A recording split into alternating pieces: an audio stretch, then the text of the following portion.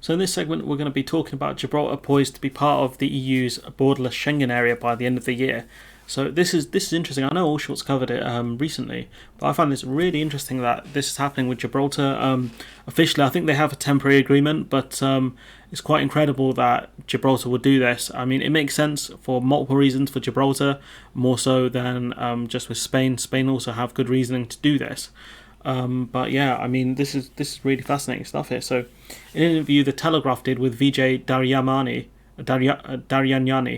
Gibraltar's tourism and business minister, said he hoped the historic new treaty allowing freedom of movement between the territory and the EU would be signed within the coming months. And it's quite fascinating that this is kind of happening. Like I said, freedom of movement for a British territory to get that with the EU versus the situation that is with the rest of Great Britain is phenomenal. To be honest with you, that they can be so different and they can kind of understand how kind of reliant they are on the EU in Gibraltar. He said such a deal could bring major economic benefits to Gibraltar and Spain, enabling frictionless travel for Spanish workers entering the territory and for residents from the Rock shopping across the border and for tourists coming from the EU. So he's kind of spun it as this benefits Spain because there are a lot of Spanish workers in Spain and that people from Gibraltar buy loads of stuff in Spain. He's kind of spun it as that, but as we kind of see later on in the article, Gibraltar needs the people from Spain to work there because there aren't enough people in Gibraltar, evidently.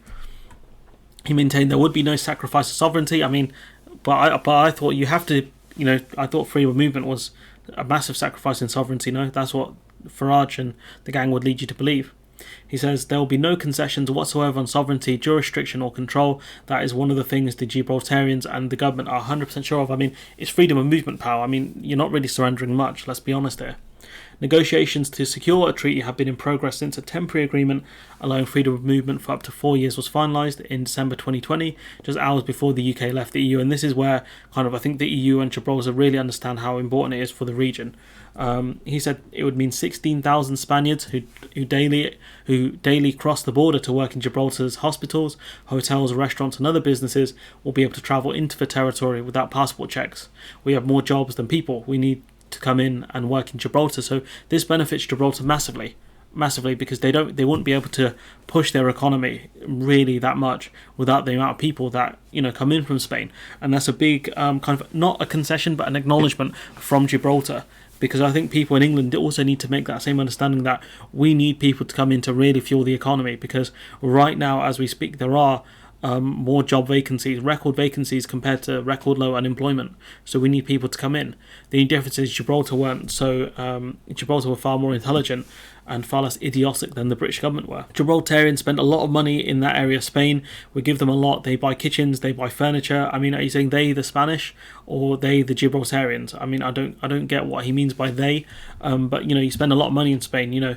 But again, Spain have more options when it comes to selling stuff. But you don't when it comes to people coming in. These are people who live near the border. You wouldn't be able to get the staff in otherwise if you didn't have freedom of movement with the EU. He wants the aviation to be part of any treaty. This is where it gets a bit weird for me, because this opens up a whole slew of different possibilities of marketing Gibraltar as a tourist destination in the whole of Europe. I mean, was it? I'm sure it always was, though. A massive tourist destination for people in the EU as well. Was it not?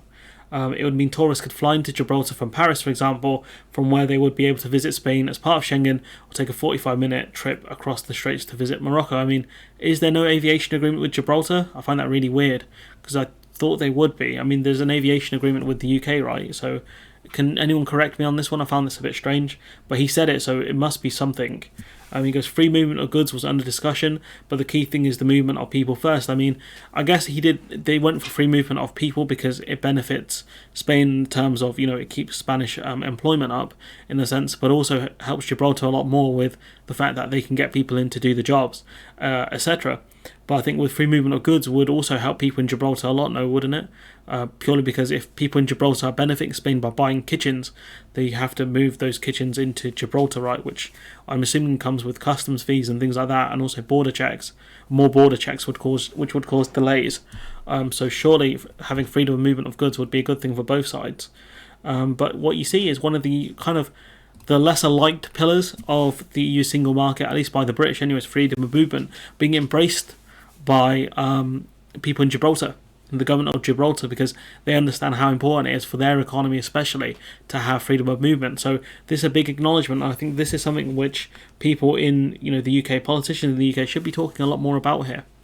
Genuinely should be talking a lot more about here, because this is a big win for Gibraltar. This is a big win for the Gibraltar's economy, but also investment. Why would you invest in, I guess, a country? What would you class Gibraltar, or a region like Gibraltar, if there was no likelihood of you making your money back? If you couldn't get the staff to do the jobs, say if you built a hotel there, if you didn't have the staff to run the hotel, why would you invest in one? But now they can do stuff like that. You can get very skilled Spanish staff who are excellent in hospitality to work in Gibraltar, and whatever, to drive, to run the ferries or whatever else Gibraltar is known for. I think it's more a holiday destination and one known for gambling, but it could be known for other things, in the future, who knows. But anyways, let me know what you think in the comments below.